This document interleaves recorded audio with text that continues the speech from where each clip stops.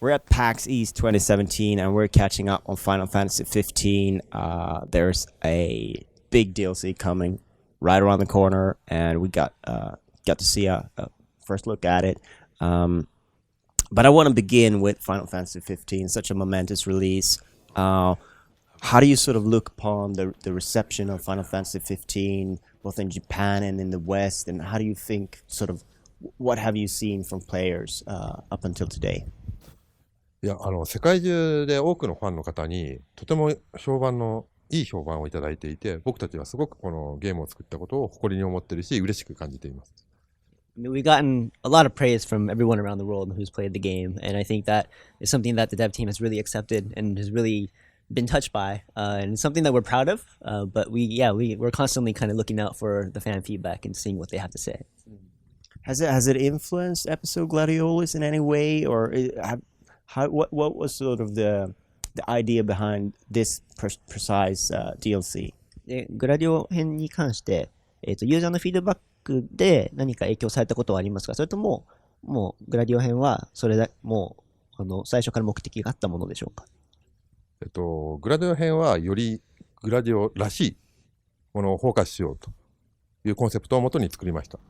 で、その中で、グラディオは王の盾という、責務を持っていて、なので僕たちはよりバトルにフォーカスしようと思って作っています。ファイナルファンタジー15本編の評判の中で、特にバトルに対しての評判がすごく高くて、それをものすごく僕たちは意識して、そのファイナルファンタジー15本編で評判の良かったバトルをグラディオを足すことによって、さらにどういう風に皆さんに楽しんでもらえるか、そこをすごくフォーカスして今回エピソードグラディオを作成させていただきました。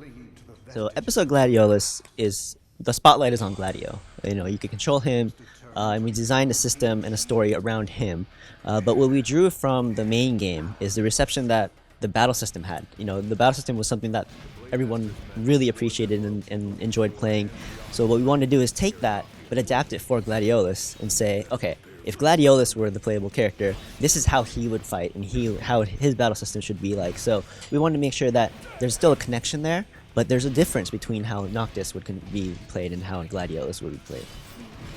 Without having played it myself, I sort of get the sense that whereas Final Fantasy 15 was a very sprawling, very open game, this is something that's a little bit more sort of focused, a little more sort of in sort of focused in how it is this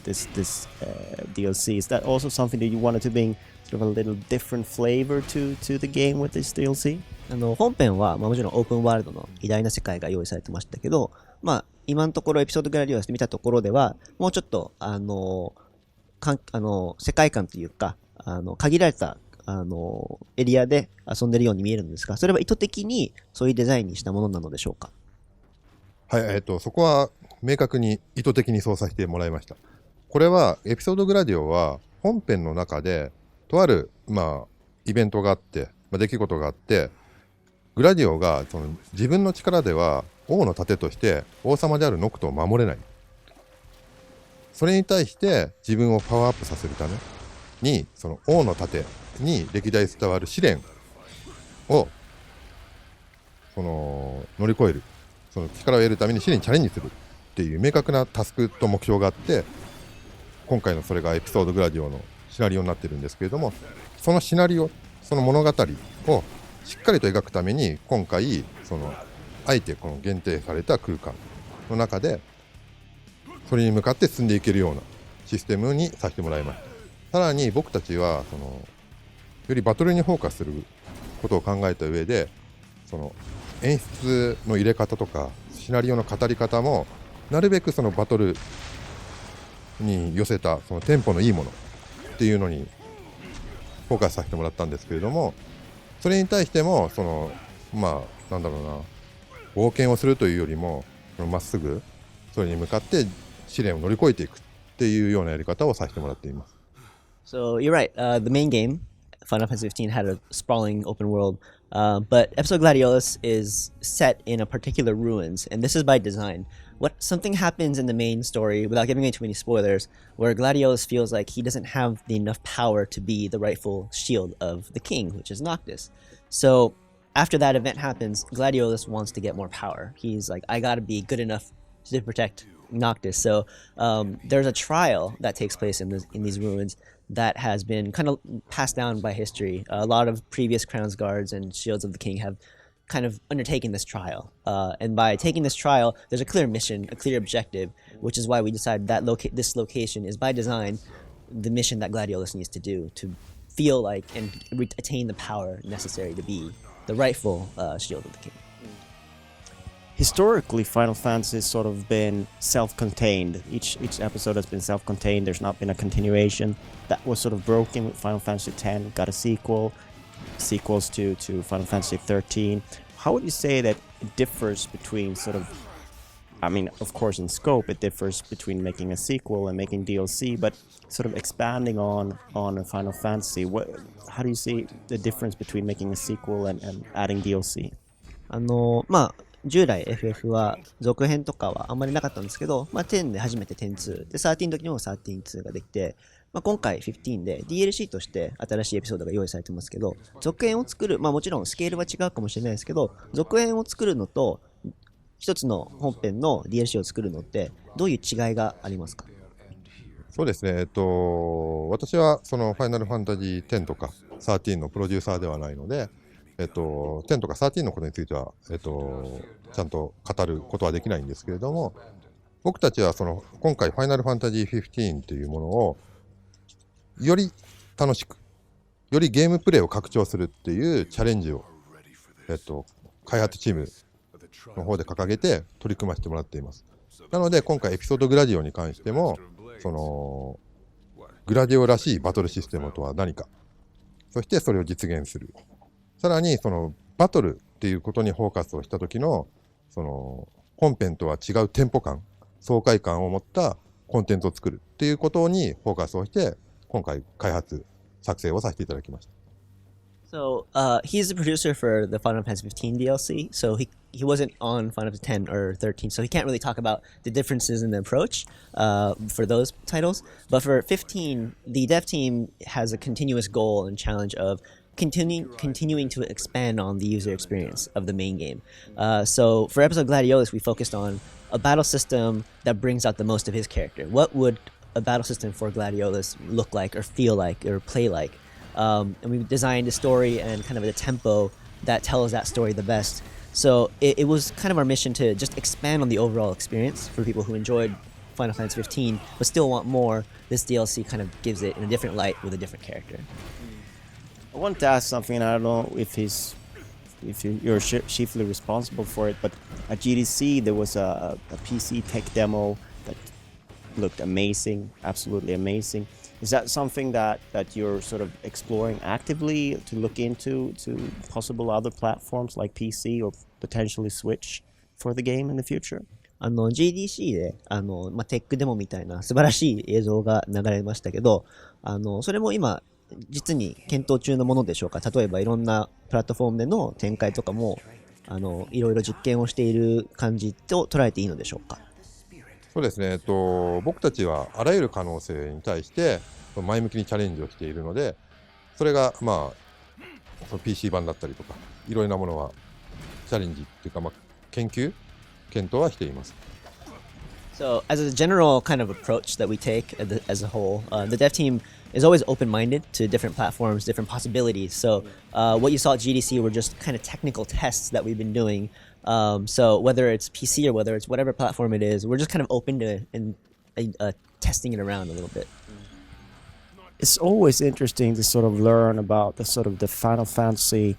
because when you set up to make a Final Fantasy, it's not just about one game, it's about sort of a universe that sort of this game sits in. And of course, the origins of Final Fantasy 15 was in the Final Fantasy 13 universe.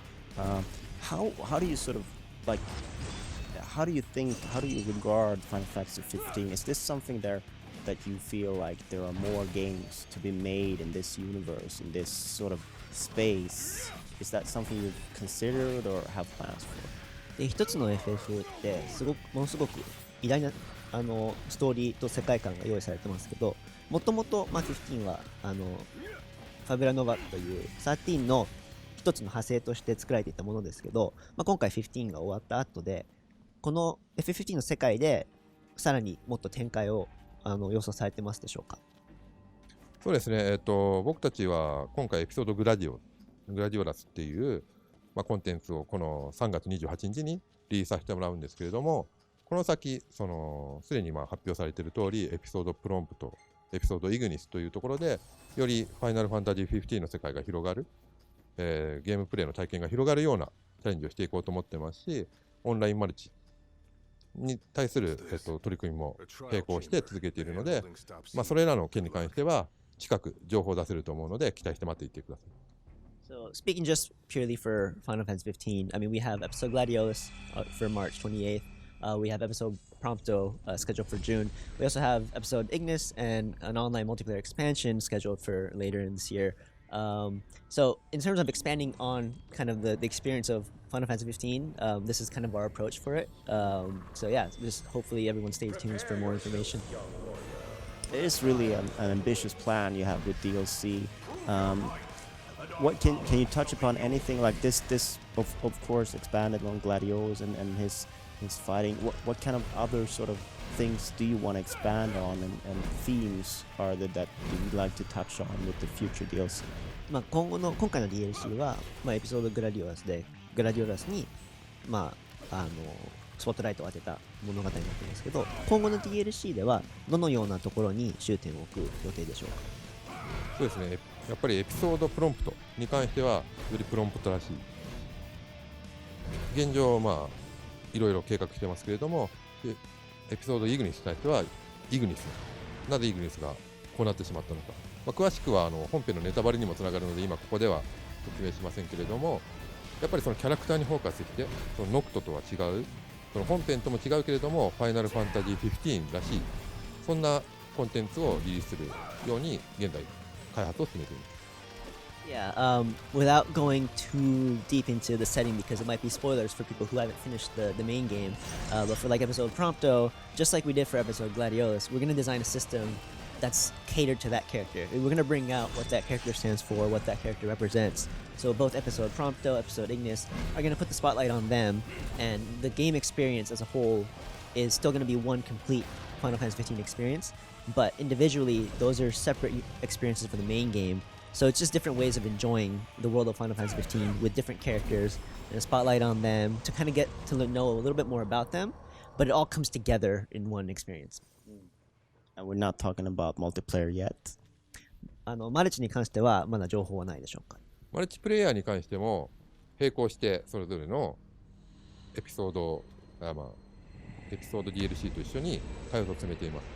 かなり順調に、開発が進んでいるので、近く、オンラインマルチがどのようなものなのか詳しい情報を提供させていただけると思ってます。So all of the DLC for later on this year are kind of moving along parallel along schedule. So there's not much we could say about it other than the fact that we are working on it and we hope to be able to release information soon. I think I'm almost out of questions here, but I think it's I would like to sort of like a personal touch on what it's like to sort of be able to continue to working on a game that's out there that's already loved and being able to sort of continue to craft on it and build on it from his personal perspective.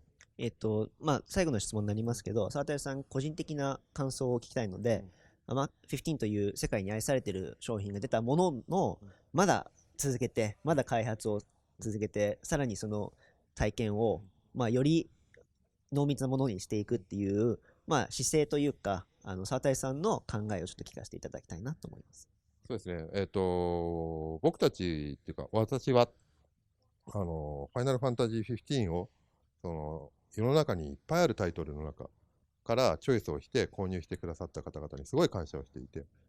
今年は特にリリースした後に対しては彼らに少しでも恩返しができればな。少しでも彼らがよりこのゲームを長く遊んでほしいし、もっと楽しんでほしいな。そう思っているので、やっぱりそこに対して、本編のアップデートだったり、DLC だったりっていうところで、恩返しができればなっていうふうに思っています。また、今回エピソードグラディオっていうのを出しますけれども、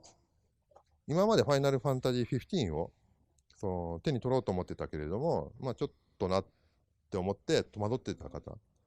もしくは、チャンスがたまたまなかったっていう方に対しても、こうやって拡張していくことによって、皆さんに少しでも興味を持ってもらって、購入してもらえたらなっていうふうに思っています。So he feels, there's so many games out there, and for consumers to pick Final Fantasy 15 out of a sea of games and to play it and love it. And it's something that what we want to do is just give back to them. This year is about whether it's through DLC or the main game updates, it's about giving back to the community, giving back to the fan base that made 15 such a success. But not just for the players that have already played Final Fantasy 15, but by introducing DLC and additional content for the game, we think that maybe there's opportunities for people who, for whatever reason, have not been able to play the main game yet. They might be able to see it and oh, there's so much content. Maybe I'll try it now. So it's really just about more for the people, more for the fans to enjoy, and that's kind of our stance. Thank you so much for your time. Thank you very much. Thanks.